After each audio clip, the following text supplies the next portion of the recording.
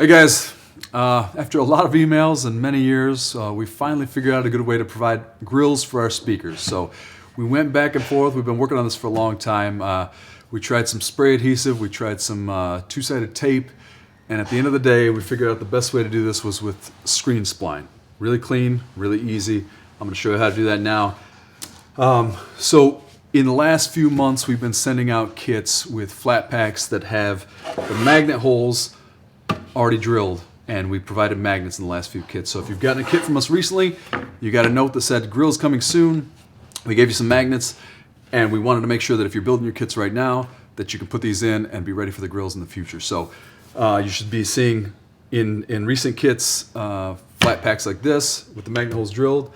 And then when you get your grill kit, you're going to get a few things included here. You'll get 2 pieces of grill cloth. You'll get 2 grill frames. You'll get some screen spline, and you'll get a stack of magnets. So that's what will come in the kit. And then there's going to be a few things that you are going to need. You can get away without having some of these, but these will make things really easy. Get yourself a razor knife, a Sharpie, a pair of scissors, some super glue. Now, super glue, you don't necessarily need this. Almost any kind of glue will work. The tolerances are very tight on the magnets, and you don't really need this kind of bonding power. There's not a lot of force trying to pull the magnets out, so if you got something hanging around the house, you could use that anyway, but this is what we're going to use here today. You'll need some kind of block to push in the magnets if the tolerances are too tight, a paper towel to wipe up any excess glue. And this is probably the only thing that you wouldn't have in the house naturally. This is a screen spline insert tool. We got this from Home Depot. It was $7. I think they're available at any hardware store that sells screen spline kits.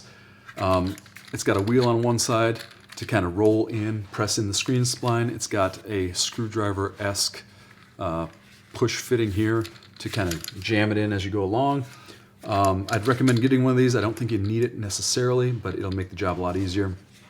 And then the last thing is some kind of non-ferrous tool that can fit in these magnet holes to push the magnet down and then pull it out without pulling the magnet out. So we are going to go through this process right now. I'm going to first show you how to put in the magnets, and then we'll zoom in and I'll show you how to put in the grill. All right, so the first thing we're going to do is go through and clean out these magnet holes and make sure there's no powder in the bottom of them. Leftover dust from the CNC process that can get in the way of getting the magnet all the way to the front or all the way to the back, whichever way it needs to be. So we're going to first take this knife and just kind of clear out the outsides of them. And you don't have to be perfect. You just want to make sure that when you put the magnet in, it's going to seat properly. And these all look very clean, so I'm not going to mess with those. Next thing I'm going to do is just take any kind of a toothpick. I've got a screw here. I'm going to go in the bottom and just make sure I break up any dust that's at the bottom there in the corners. All right, now I'm going to take a shop vac.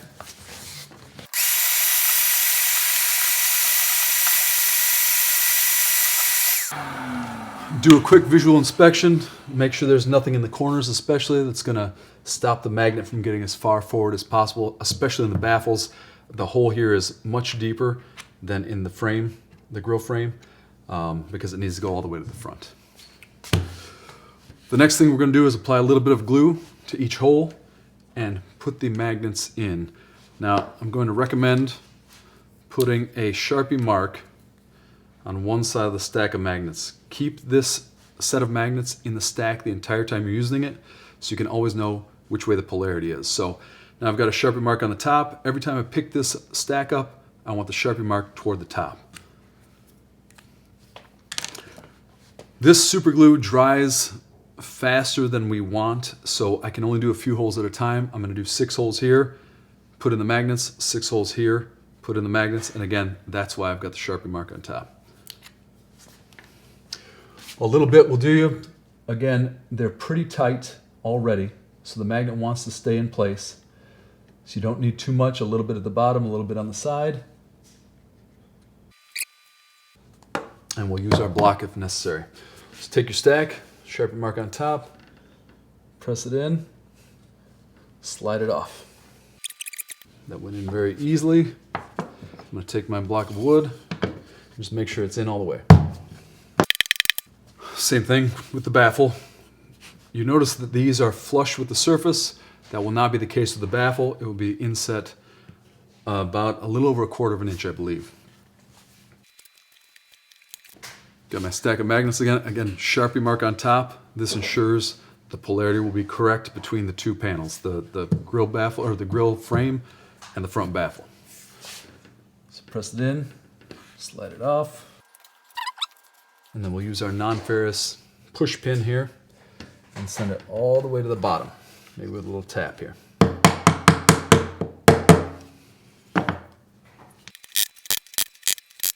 Now, ideally, you'd give this glue a second to dry. It doesn't really matter though, because there's no forces trying to pull this out. It can dry as you're moving on to the next step. And ideally, we should be able to test this right now, and it should stick. Perfect. All right, so you've got your grill cloth, you've got your grill frame, you've got your magnets in, they're glued in. We've got some screen spline here, and we've got a groove here, and what we're going to do is just wrap this grill cloth around, and then we're going to install the screen spline. And it's a little tricky, it takes some manipulation, but we've got a decent process here. So first thing you want to do is cut off a few pieces. I got this weird brain where I'm dumb as a stump. 2 to 3 inches will give you plenty of screen spline. This is going to help hold things in place while you're moving around. Try to get the frame centered in the cloth. The cuts will be a little bit uneven, and it doesn't matter too much if you're exactly dead center, but try to get it as centered as possible. And then what I like to do is put in a piece over here and leave a tail when you're doing this so it's easy to pull it out eventually. Let's pre-tighten it a little bit on this side. Put another piece in.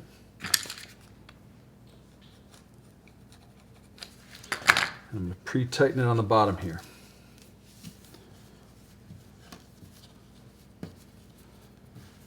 And put another piece in.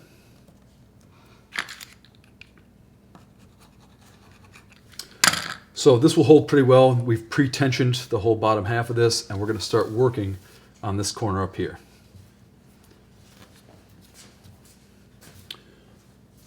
Actually, we're going to start working here. I don't know if it matters too much, but this is what I've done in the past with good success. So start with this top side that's opposite the 3 pieces you put down here. I'm going to start halfway through the middle.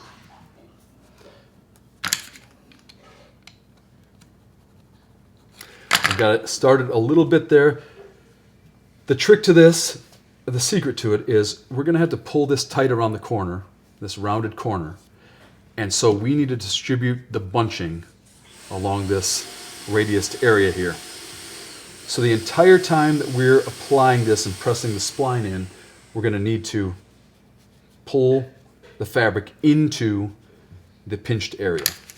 So right off the bat, I'm pulling this in, and I'm putting a little bit in. I'm pulling more in, a little bit at a time. The straightaways are going to be very easy, but these corners take a little time. And get as much pulled into it as you can without bunching. And the amount of bunching that's acceptable is whatever you can get jammed into the groove at the time.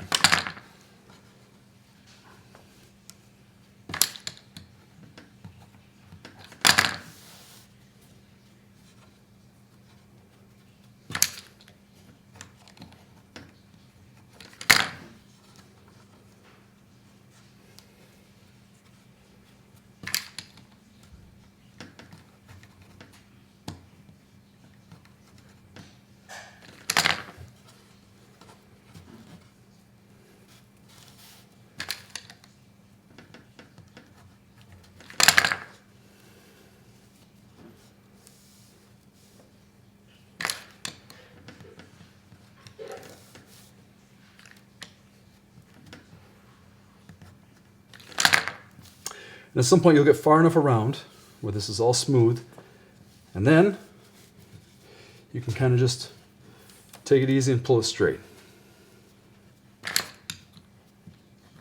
We won't need to worry about how much is being pulled tight until we get to this next corner.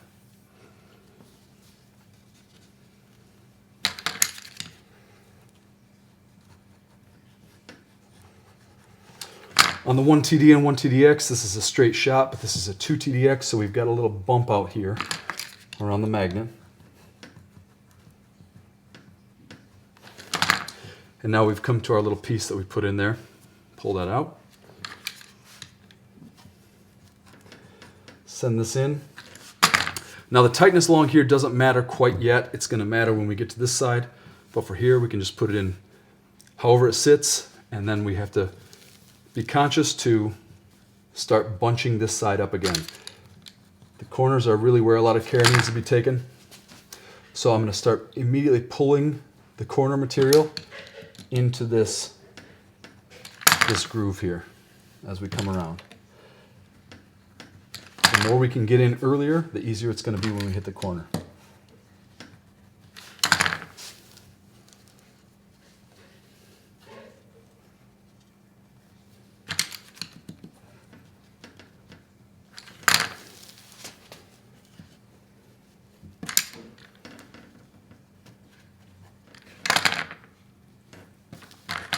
By the way, if at any time you mess up, you don't get the spline where you want it or the fabric where you want it, you just pull it right out and you start over, you keep going.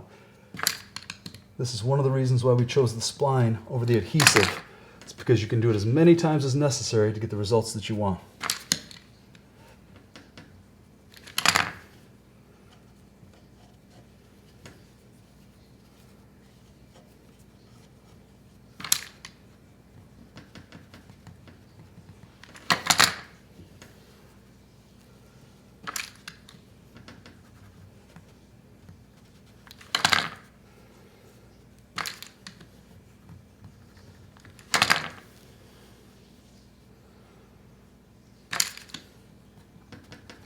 And now we're to our second small piece.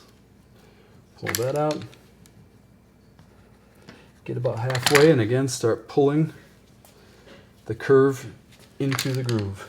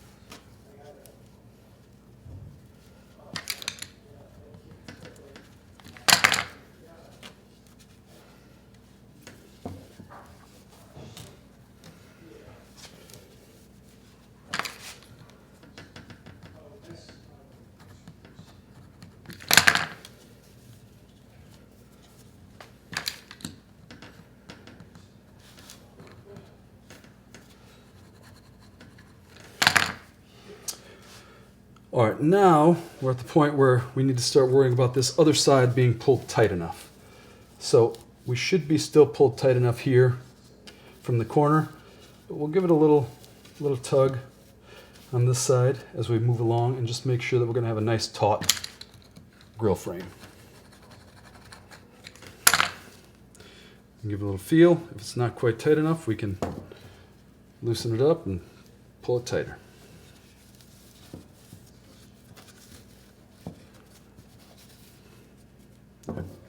That feels good.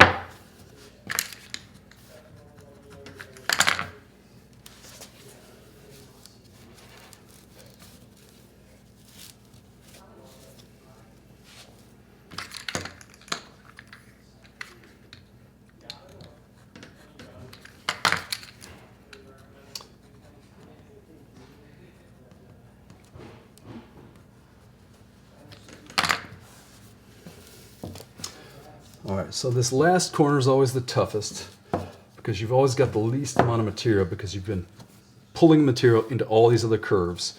So this will be the hardest, but hopefully you've got enough. And again, if you don't, if you find that you've tugged it too hard on this end, you can just undo it and redo it.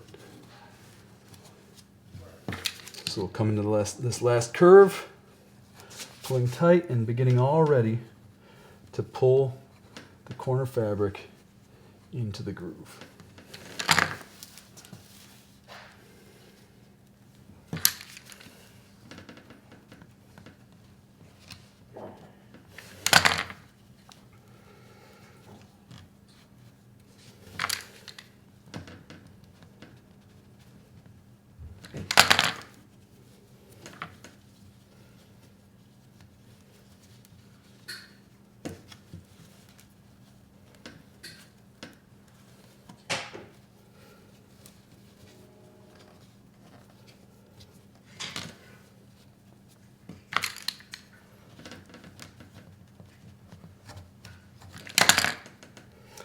So I went a little too far on that one. We'll just pull it back out.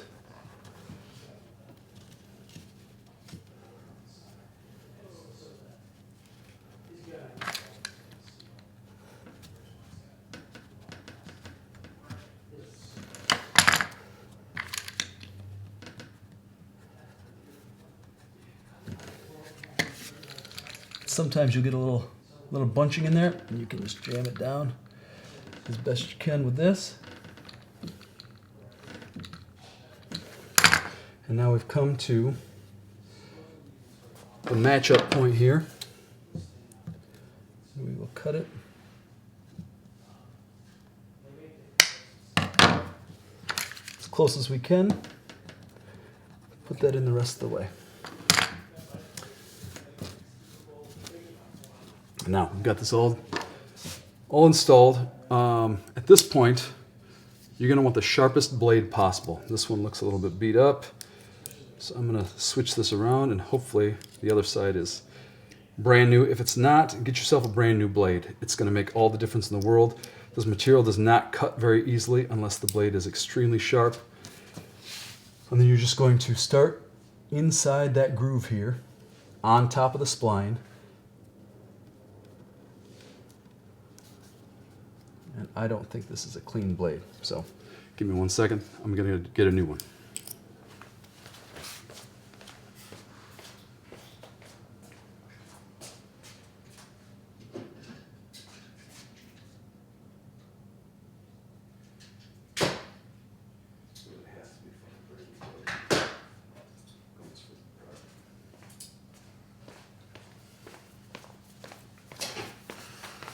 All right, brand new blade. Let's see how this works now. That's the one.